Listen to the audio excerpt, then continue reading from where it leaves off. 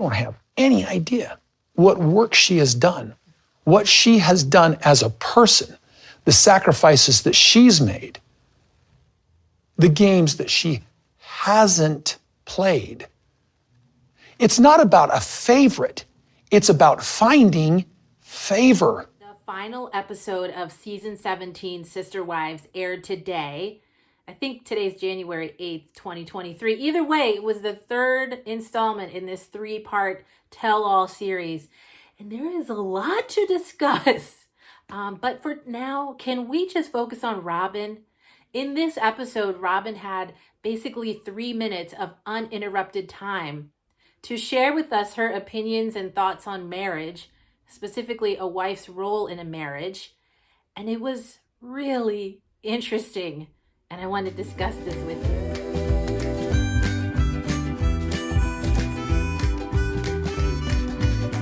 I think that this episode of The Tell-All was maybe the most open, well, definitely the most open that I remember Robyn ever being with anybody on the show. I think for that reason, it might be really helpful for us to really look at what she says so that we can understand what she thinks is going on in her family and her family culture. But before we do that, I do not want to get any copyright claims. The plan is there might be some clips, I'm not sure yet, but for sure I am going to put a picture up of Robyn and I'm going to read her words. And maybe that's okay because then you can picture Robyn, you can look at her face and imagine her saying the words that I'm reading, okay? So let me know how this goes for you. I hope it works. Then this will be another option that we have to possibly use in the future. All right, so let's try it. Okay, so part of Robyn's 3-minute monologue on marriage starts with Suki, the host. Christine thinks that the two of you are soulmates. And this is how Robyn responds. Christine and Cody, they were so cute. They were so sweet. They had this fun banter. Things I don't even have with Cody. She had something with Cody. She did not take care of it. Be clear, right? When Robyn says she, meaning Christine, she did not take care of it. Cody has no responsibility in this, I guess, according to Robyn. Christine did not take care of the relationship, and that's why it failed, according to Robyn. Cody wants a soulmate experience with each one of his wives. He's a loving person. He's a loving husband. And what you're seeing is years of people not taking care of their relationships.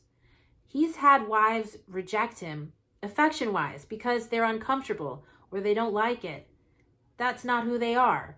I'm sorry, but if you reject someone's affection, your spouse, I don't see how that's going to help your relationship. Once again, Cody didn't do anything wrong. The worst thing that he did was be a loving and affectionate husband. This is according to Robyn. Even when we get to this point where Robyn says that rejecting your spouse's attempts at affection is basically a terrible thing to do, I just immediately thought of the Duggars. You know the Duggars from that show, what show? 19 Kids and Counting or something like that. It's not on air anymore, but you know the Duggars. They had all those kids. They're one of those families who have lots of kids. Anyway, they have some phrase that's joyfully available, joyfully something, and referencing the idea that a woman should never reject her husband's advances.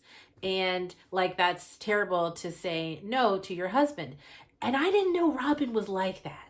I did not know that she was on that same mess like the Duggars are. To say that the other wives were wrong by rejecting Cody just based on the fact that they were uncomfortable with it, and Robyn thought that was wrong, that's weird. Robyn thinks that a woman should not be able to say no, even if it's something she's uncomfortable with, is really sad. And it also really helps me understand why she could never be friends with Christine and Janelle. Because my guess is they can say no.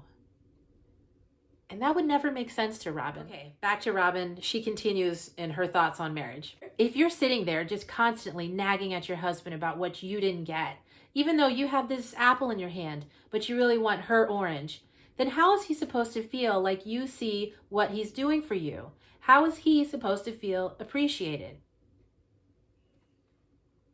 When I came into this family, I knew and I saw that when there's stretch marks and there's weight gain and there's like stagnant, like you're being stagnant in the marriage, or there's fights or there's money problems or whatever it is, he still had this romance going with each of them. I saw it.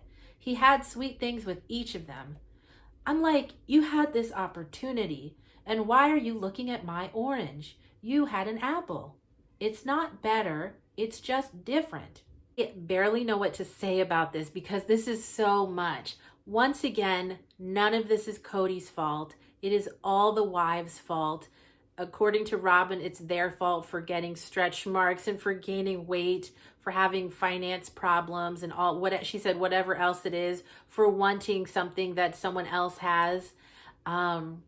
It's all their fault. It's amazing how consistently she is arguing that Cody has no responsibility in this. He did everything perfect. He wanted to have romance with all of them, no matter what messed up things they were doing. He wanted to have beautiful relationships and be soulmates with them, but the women kept messing it up and missing out on opportunities.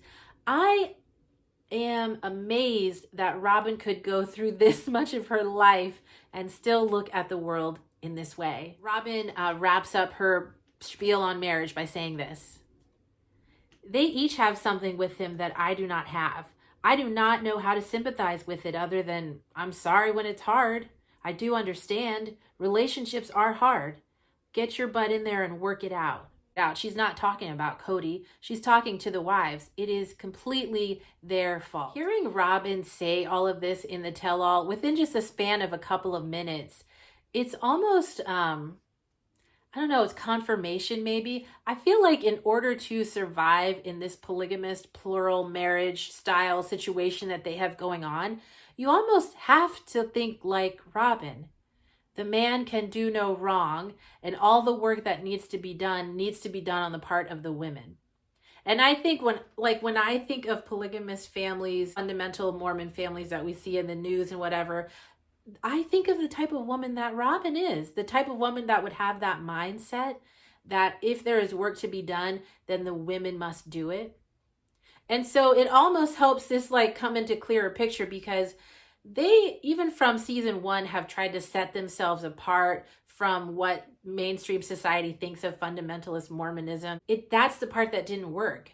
It didn't work for the women to be independent thinkers. It didn't work for them to expect the man to treat them like he actually loved them. It really only works if you do like Robyn, which is to not ask for more than you're given and accept everything as joyfully as you can. Hearing her say all this reminds me of just a little bit of information we know about Robyn's parents. And it's interesting, maybe you know this, a lot of Robyn's experience with Cody mirrors her mom's experience with her husband. Just how Robyn was in a monogamous marriage and had kids, I think her mom also was the same. She was married to someone and had 1 or 2 children, I believe, and then, just like Robyn, divorced that man and married a polygamist. And so Robyn grew up with her stepfather, and in the same way that she made her kids take the stepfather's last name and start calling him dad, and kind of push the biological dad to the side, that's exactly what her mom did. Robyn was not born Robyn Sullivan. Sullivan is her stepfather's last name, but her mom made her take her stepfather's last name. Anyway, I bring all of this up because it just seems like for a woman to think like this, it's like she had to be raised like this. And so as questions come up about what's going on with Robyn's daughters and like what's the deal, the relationship between the daughters and Cody and whatnot, which I think is, I actually hate thinking about that. But it does seem like for Robyn to be so entrenched in this just like oppressive way of thinking about womanhood and marriage and being a wife, that she's a part of a legacy of that. And it doesn't seem like she's ready to let it go. And so I just imagine that, yeah, she's passing that on to those girls. And that is really tragic. I think another problem with the way Robyn thinks is that it leaves no room for a woman to grow. It seems like the way Robyn imagines a wife being connected to a husband, the husband is always in the lead, and any growth that happens has to be based in his growth, and maybe the woman can tag along. But when you think about Mary, Janelle, and Christine, they were growing, and we've talked about this from season 1 till now.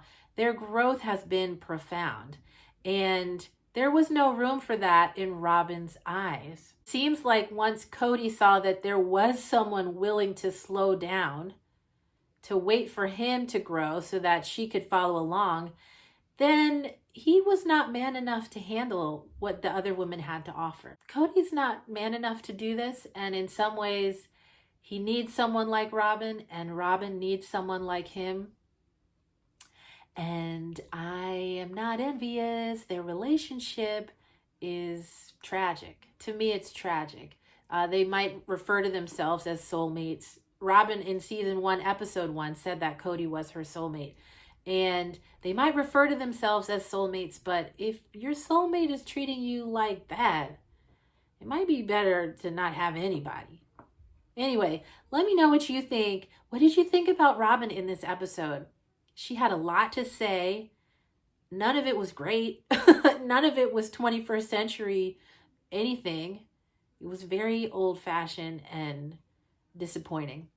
Anyway, yeah, let me know what you think, and then hopefully soon we'll get to talk again a little bit more about the rest of the episode. There's a lot going on. And don't worry, just because Sister Wives season 17 is open, there's still more for us to discuss when it comes to the Brown family. I'm working on a video now where we're looking at the relationship between 2 sister wives. It does have some clips in it, so I'm going to have to figure out how to share those with you. But anyway, we'll be in touch either in the comments or in the next video. All right, take care.